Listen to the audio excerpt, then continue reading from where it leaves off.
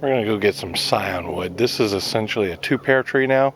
It was a 4-pair tree, but the high winds took off a few of the grafts, blew them off. If you look at the older videos, you can see that. But we've got a Purdue here. We've got a hood one here, and this really big one here is a hood also. It stretches all the way up there. So we're going to get the other 2 pairs that fell off, Comus and well, I can't remember what the other one was, Moonglow. And then we'll put those in the fridge for when it's time, whenever it starts to break again. You can see here it's been so warm that they're trying to do it already. And that's not good, being late February. I'm going to put the scions in here. And I've got cutters here, I've got some string to tie to it. Some little labels there, some moist paper towels. I'm going to get a marker, and now I can include the little kit all that's needed. These are my 4 trees, my 4 pear trees. And we're going to collect scion wood from 3 of them. We don't need the second one there. That is hood, and the biggest one on the Bradford pear, or excuse me, the Cleveland flowering pear that I grafted to, is in fact hood. So we don't need any hood. We have a small one from Purdue, so we're going to get a little bit from this, and then we're going to get some from Moonglow and Comus on the end. We want to get some that are at least pencil thickness, and we want to get ones that we would have pruned anyway, and ones that grow back into the tree or could rub, like this one and the one above it. Those are the ones we want to take. So this one I'm going to cut out. It's too thin to use, so I'll dispose of it. This one I'll cut, and I can probably get 3 out of this. There they are, sitting in the wrapping. I'll put it in here. There I've got the 2 different plums, excuse me, the 2 different pears I wanted. I also got some Pink Lady apple and some plum that I'm going to attempt to graft onto the flowering plum up front in the front yard. Okay, I've got my pruning gear here, my grafting gear rather, and I've got these little tags. This is pieces of soda pop can that cut up, and then you inscribe it backwards on the back here, and it shows up through here.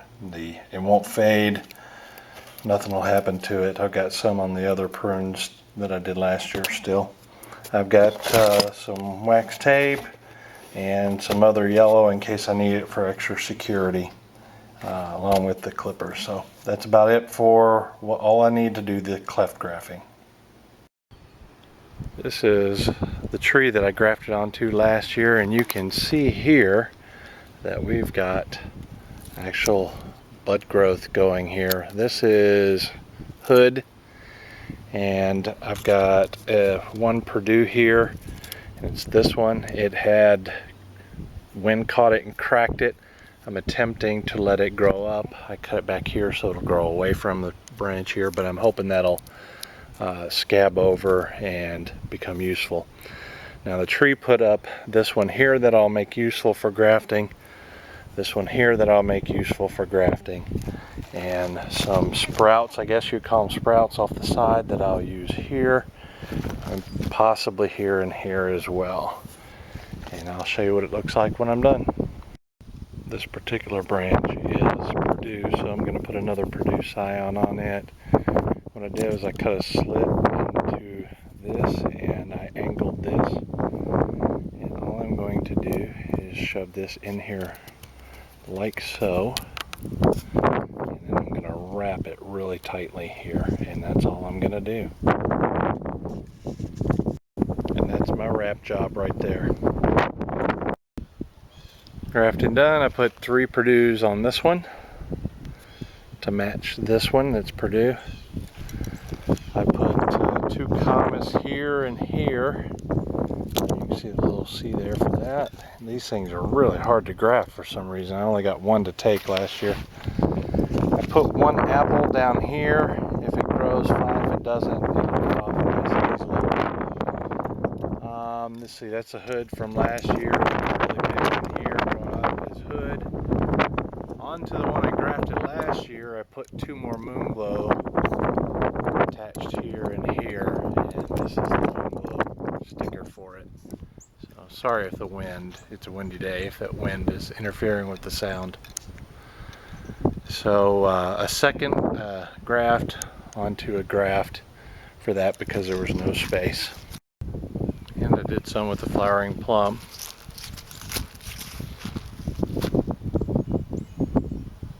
Okay, so here's what the pear tree looks like now. You can see it's leafed out pretty well. We got these grafts here, which are, let me take a look, Purdue, here, here, and here, and they're all leafed out, which is good. This one, the little bark graft thing, doesn't look like it's doing too well. And my Camas over here, they're really hard to graft. Camas pear, they're not coming out either. They're not leafing out. But I grafted onto the graft here, as you can see, and here, and they have both leafed out. That's kind of neat, isn't it?